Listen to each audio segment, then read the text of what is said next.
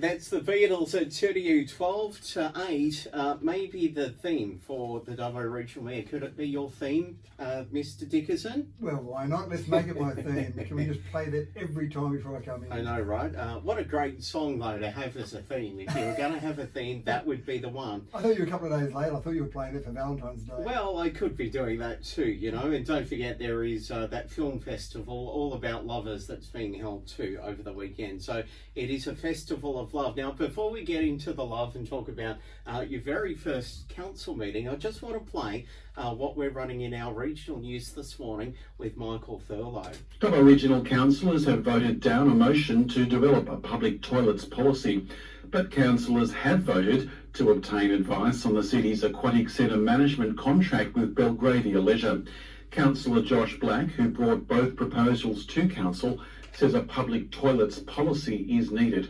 So I had a motion that Dubbo Regional Council develop a public toilet policy and strategy for adoption, and this would have looked at the design, the style, the fit out. Unfortunately, that was voted down 6-4. I'm not sure why one group of councillors would want to vote down what I thought was going to be a very good policy, provision and building and style and access to public toilets around Dubbo and Wellington. Council CEO Murray Wood will provide a report on Belgravia's performance to councillors in March. All right, that's what we're running today in our regional news. And of course, I want to get your take on things, Mayor Matthew, if I can, because it's a little bit confusing for the rest of us if we haven't been, you know, sniffing around all of those documents that council may or may not provide online. Why is it all about toilets right now? What's happening everywhere? Where do you want to start? I know there's also toilets out at Wellington. It certainly seemed like the first council meeting for the year seemed like it was all about the toilets. There was a discussion around Cameron Park toilets, as you mentioned, a discussion about toilet policy, some questions on notice about our wonderful 3D printed toilets over in Lions Park, West Dubbo. So there certainly did seem to be a bit of a discussion around toilets. I don't think that was deliberate. It just seemed to be the way some of the discussion lined up into some of the issues that were brought up. So in relation to a couple of those, Cameron Park obviously was one. There was a notice motion brought forward by Councillor Richard Ivey, which was resolved by council to look at the toilet facilities down there. One of the issues with the toilet facilities in Cameron Park is obviously there used to be toilet facilities in Cameron Park in Wellington. Buses would pull up, people would go to the toilet there. It was a good place to stop. They were replaced by the last council at a cost of somewhere in the vicinity of $300,000 or a bit over $300,000. And in terms of that, the toilets that were replaced were a couple of single cubicle toilets and a disabled toilet. And the problem with that has been that the replacement of multiple toilets for only two toilets meant that when a bus stopped, for example, people were lined up for a long time. Then it got to the point where the feedback to the Wellington community was that buses weren't stopping there any longer because they just didn't have the time to wait for everyone to cycle through the toilets. So again, that's been a big issue for some of the councils that have been down in Wellington, heard feedback. So looking at what other options there might be, can we add more toilets there? Can we have some other way to access other toilets? It was basically a failing of the council at the time to look at what was needed in that particular location, and that made a lot of sense to look at the needs for that. It was just, let's replace it with single cubicle. I'm not sure why the focus was on single cubicle toilets, but that was the focus. Whereas what you really need to do is look at what's the use around that area and make sure you're basically taking care of that. And that's exactly what happened with the Lions Park, West Dubbo, the 3D printed toilets. The toilets that were there before, the spec there, we had a budget of about $300,000. We spent a little bit more than that in the end, but essentially we needed to give the community a bare minimum of what we had before, but we actually gave them a little bit more than what they had before, and that was what the staff were doing, was trying to provide something that at least gave them the equivalent of what was there before. That didn't happen with the last one, unfortunately, in Cameron Park. Is it still a bit controversial, the 3D printed toilet, since we're on that subject now? I don't think so. We've actually, in fact, I spent about an hour and a half in the car the other day in Dubbo with an organisation that wants to do 3D printed housing in Dubbo based on the 3D printed toilet, the success of that, the community acceptance of that, and they said we want to produce more housing, more affordable housing, we want to do it quickly, and we've looked at the 3D printed toilet and we love the concept, so we were showing them different parcels of land around Dubbo that eventually they want to print about 60 houses in Dubbo. They'll start off smaller than that and build up from that. So I don't think there's really been controversy across Dubbo. There's been maybe one or two social media sites that have stirred up some discussion about it, and that might have been for other reasons that they were stirring that up. But again, the reality is it's happening now across the world. It's happening here in Dubbo. It was the first place in the nation. It's going to be happening across other parts of Australia as well. So saving dollars is probably at the top of council's agenda in regards to the 3D printed toilets instead of, building? Well, there are a few reasons for that. Certainly the efficiency, there's no doubt about it, in terms of materials being good to the environment. The cost saving, it was certainly very cost effective to build those particular toilets, so that was obviously a big part of it as well.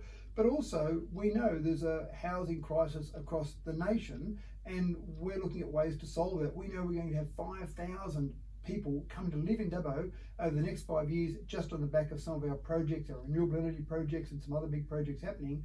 Where are they going to be housed? How are we going to have enough housing for them? So it was a motion that was brought through council previously that was resolved by council to reserve 4 blocks of land on a development for 3D printed housing. The 3D toilet was really a way of testing that concept and seeing how that would work, and it's been successful.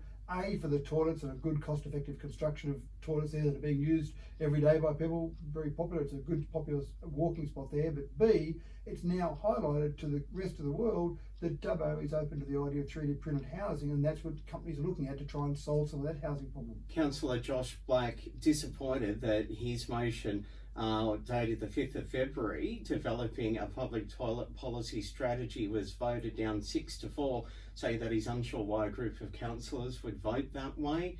What's the problem there? Well, I don't think there's a problem. There was a debate at council last night about a public toilet policy. It was based on the fact that the cost to develop such a policy, there weren't many councils across the state that have got any sort of similar policy, and it really came down to councils using money in the most efficient way.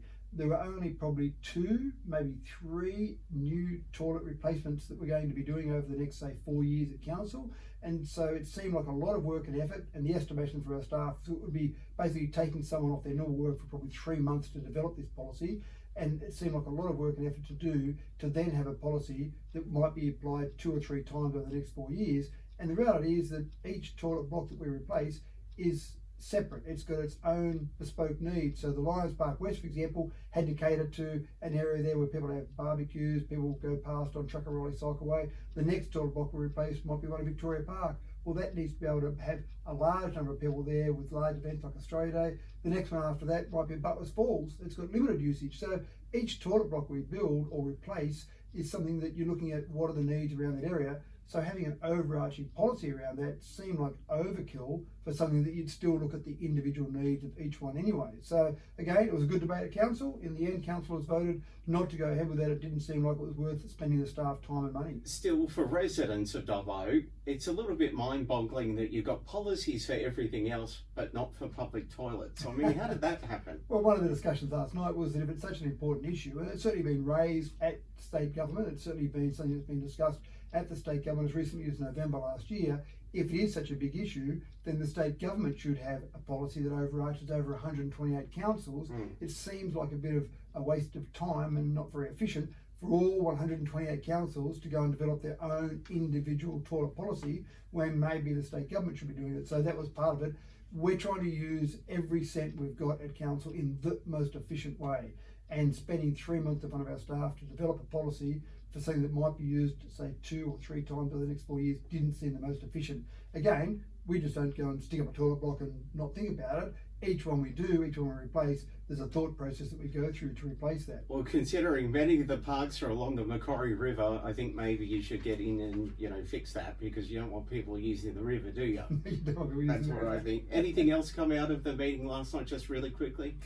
So really a good discussion around one of the things in the confidential items, which we can't talk about the discussion, but coming out of that, the potential for additional housing in Dubbo. We're going to be doing some further discussions about providing housing to one of the proponents, where they're looking at leasing the parcel of land, using that for a period of time, and then handing that back to council for all the underground infrastructure to be done, and then letting council use it going forward. So we're really looking at all these opportunities that we've got with providing housing for the huge population. We're going to have a huge population influx. So that's a challenge, but also an exciting opportunity. Dubbo Region Mayor Matthew Dickerson, I talked too much about toilets and out of time. Thank you for your time. We'll catch up next week. Thanks, Brad.